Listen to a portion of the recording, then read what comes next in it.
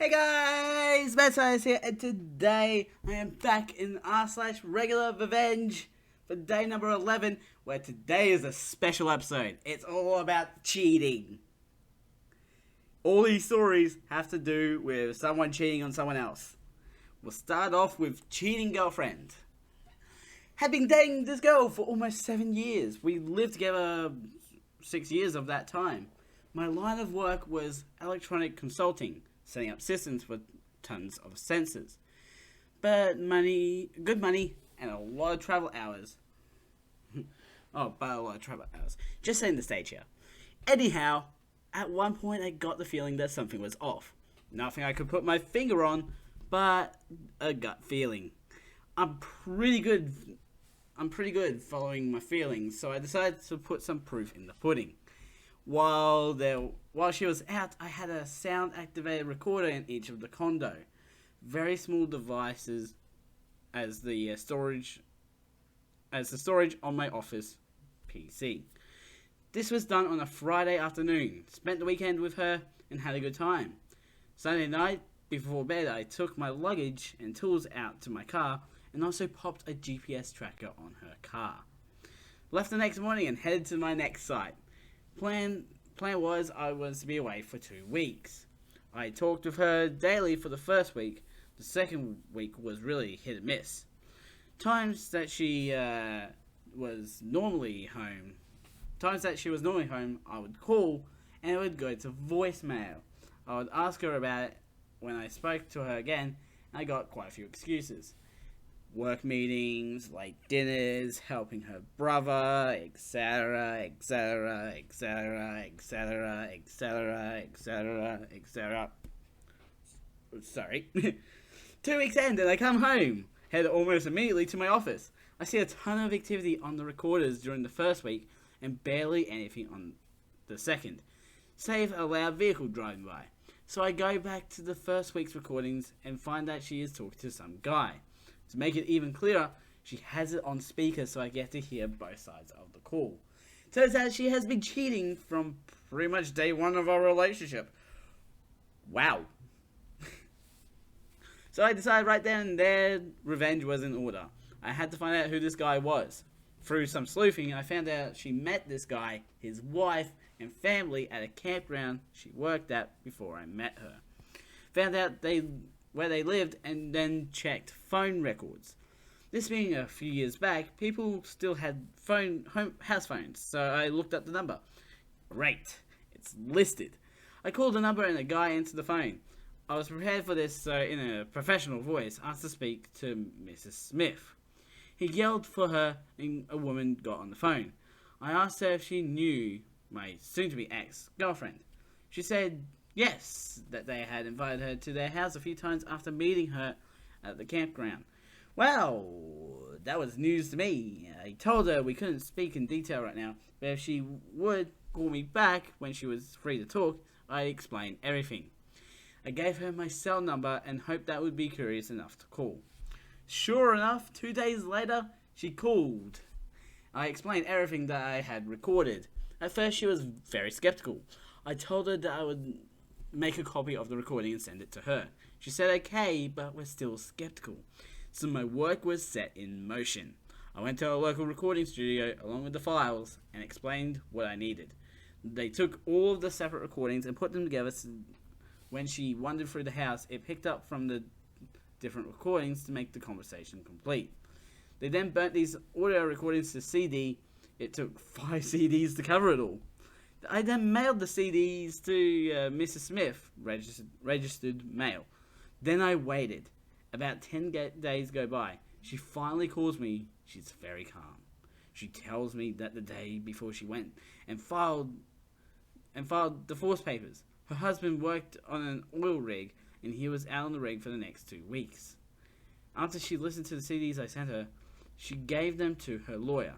Mr. XXX made a shit ton of money doing what he does, and so over the years they had bought a lot of toys like campground plots, a boat, RV, etc. She made it clear that she was going for half.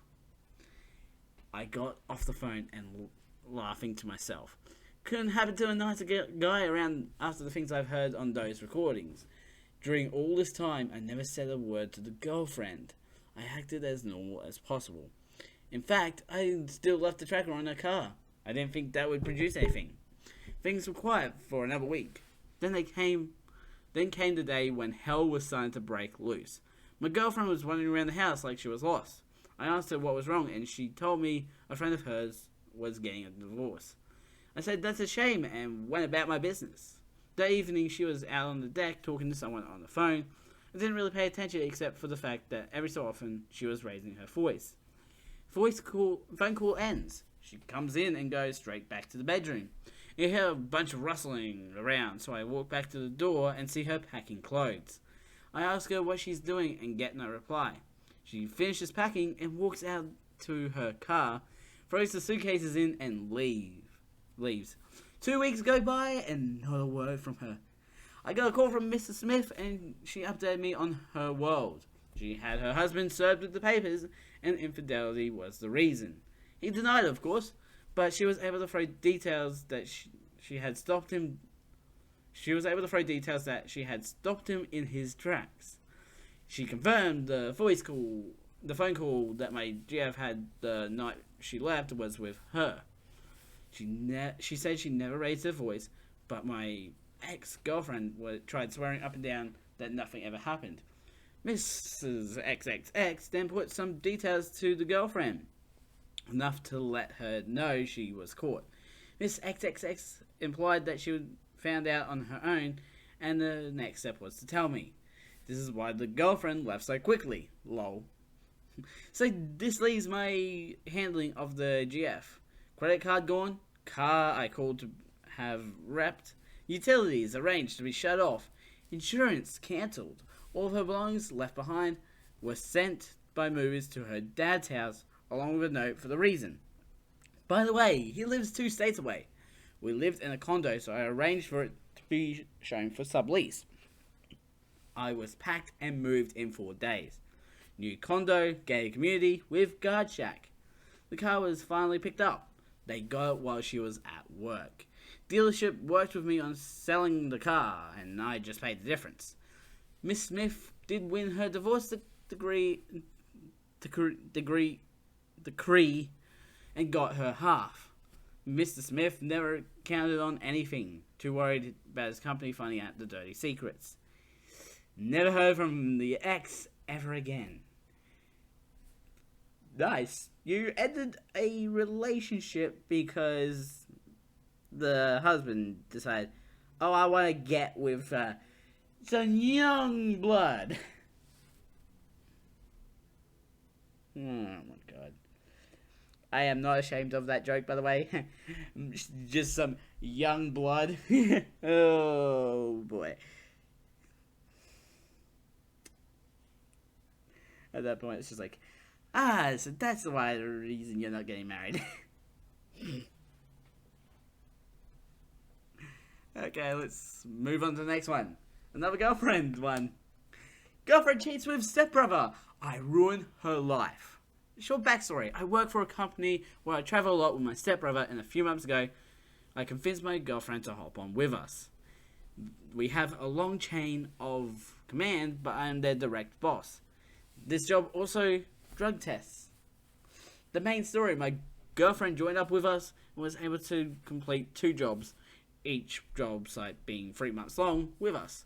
I noticed something was off with her halfway through the first job.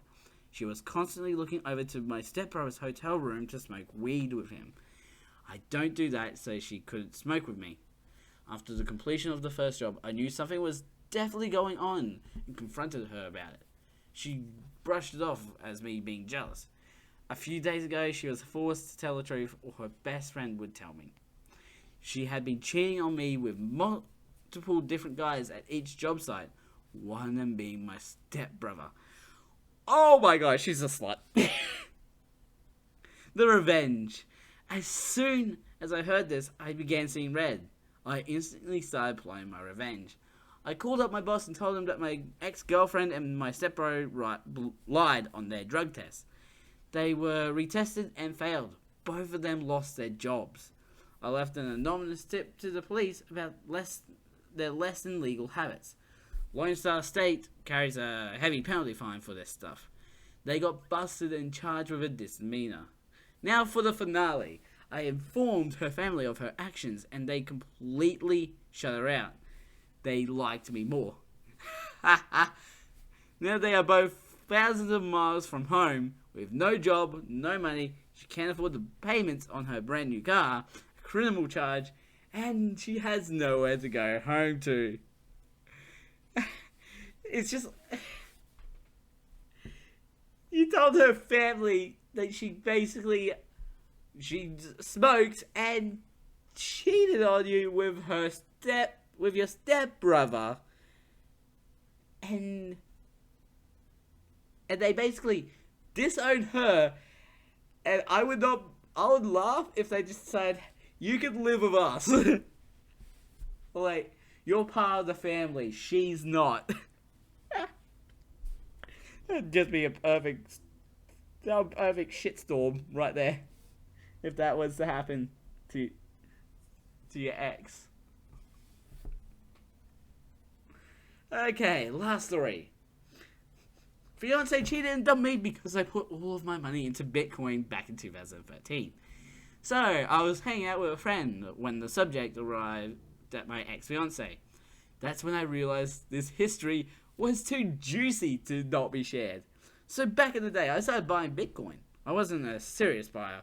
I just thought it was a neat thing. I had proposed to my ex, and things were pretty good.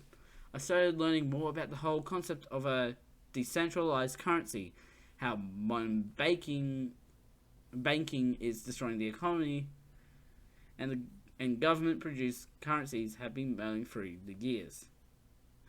It made so much more sense, so I started seriously buying more. At first, my ex didn't mind. She used to make condescending comments about me buying Monopoly money and how stupid it sounded. Things started to go sour when I told her all my savings were now in Bitcoin. She was livid, called me an immature, irresponsible man-child. How dare I put our future together in a jeopardy buying stupid things? I tried to explain it to her many times, the concepts behind it, and how currency is deflationary by default had to increase its value. She didn't buy any of it, always with condescending comments about my cognitive abilities. I reminded her that it were my savings on the line. I would never demand or ask for her to invest in something she wasn't comfortable with. She argued that it didn't matter, the money was mine. We were starting our future together, and I had to consider our financial security before putting all my money in stupid things. Oh, so she considers it your money.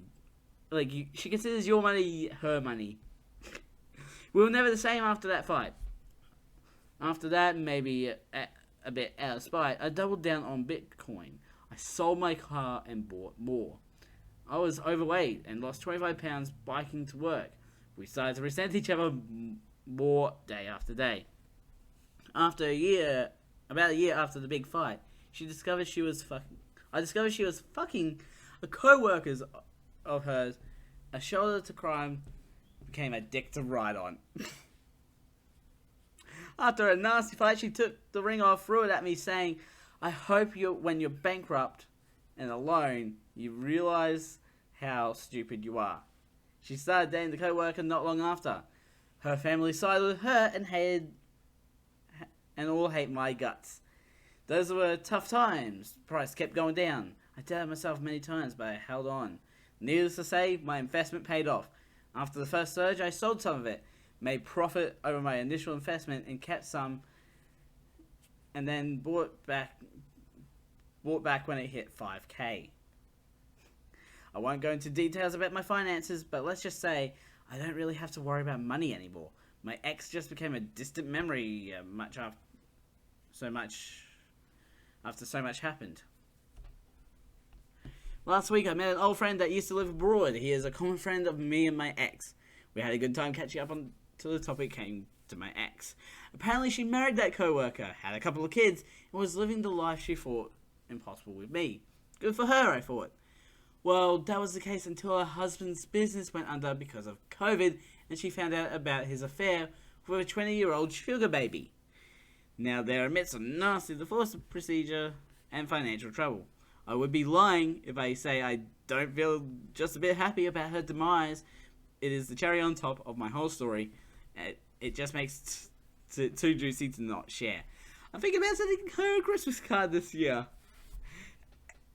And you don't get the cheap, you don't get the motherfucking cheap one. You get the $100 one. You get the $100 one and just like, you miss out, bitch.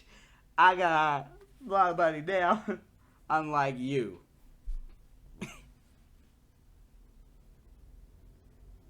Why? Why do I make these types of jokes?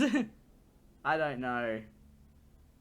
I'm probably just thinking, haha, it's funny to make jokes like that. And it's just like, no.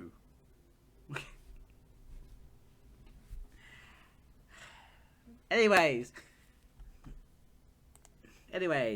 links will be in the description to my main channel and also the channel that you're on right now, where you can see a playlist and the last episode on the screen right now. Don't forget to subscribe and hit the notification bell so you know when the next video comes out. A ding, a ding. The Mad Scientist,